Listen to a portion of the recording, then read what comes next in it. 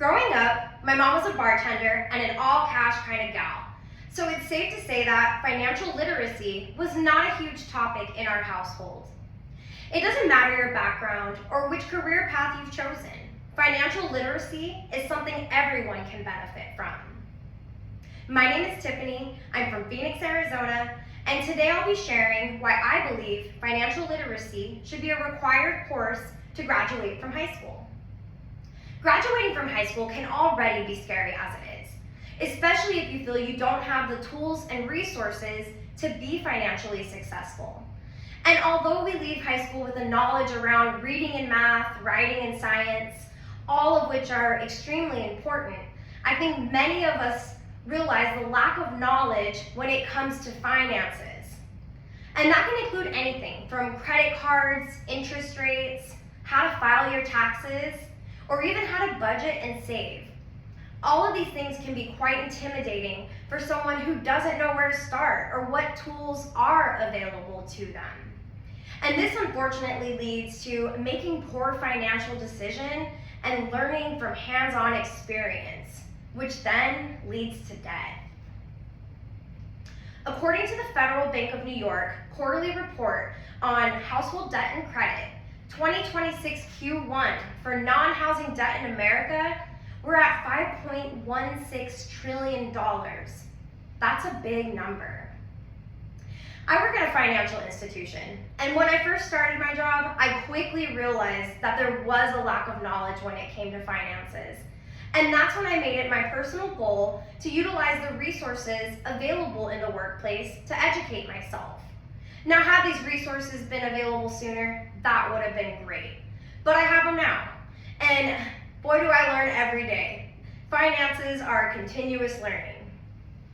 And with that, I've sort of become the go-to for my friends and family when it comes to financial advice or questions. And that's such a great feeling, being able to help others. And it also opened my eyes to people need this information. So why aren't we doing this in the classroom? Why aren't we starting there? It could be so beneficial. I found a TEDx video that I want to share a clip from. It's an epidemic, a lack of financial literacy, with guest speaker Harzimran Cohen. And she gives a great perspective coming from the student side. Let's give a listen.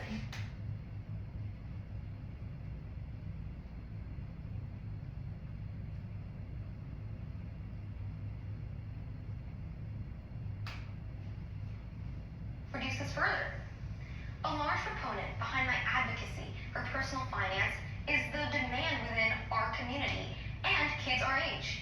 Within our own SHP community, approximately 80% of Mr. Roy's economics students stated that personal finance was their favorite unit, most helpful, and they wish it could be longer. Finally, the same study goes on to state that in 2017, they had asked 1,101 students and adults aged 18 to 24 what high school level course would benefit your life the most. Over half responded money management as the course that they thought would be most beneficial to their lives. There appears to be a clear demand, and if data were analyzed further, one would probably see that the majority of the respondents were high school and college level students who had learned from hard experiences and mistakes. At my time at Sacred Heart, Such a great video, and it's clearly been proven that students want to learn about finances. They don't want to have to learn the hard way. Let's prevent that. So what does that look like in the classroom? It could be as simple as assigning a student with a career and a salary, and having that student create a budget. I think that's a great way to bring awareness to finances and look at spending patterns and how to save money.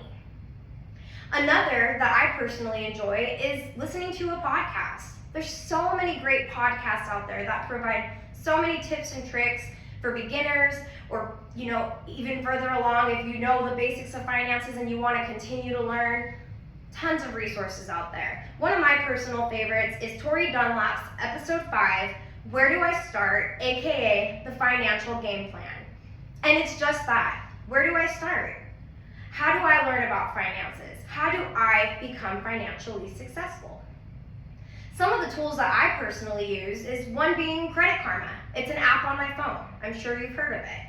Not only does it monitor against identity theft, but it provides tons of recommendations when it comes to credit cards and interest rates, points versus cash back. It even has an option to do car insurance shopping for you to make sure that you're saving as much money as possible and you're financially successful. Another tool that I've used is creating a budget through Copilot. I was able to personalize it for my monthly and daily spending patterns. And it only took a few seconds, and it's been such a great tool and resource for me. Why aren't we doing that in the classroom? Again, these things can be so easy. So where do we start? How do we get the ball rolling on this? How can we get financial literacy implemented into the classroom? Reach out to your community, get involved, see how you can help. Is there a petition that's going around that you can sign?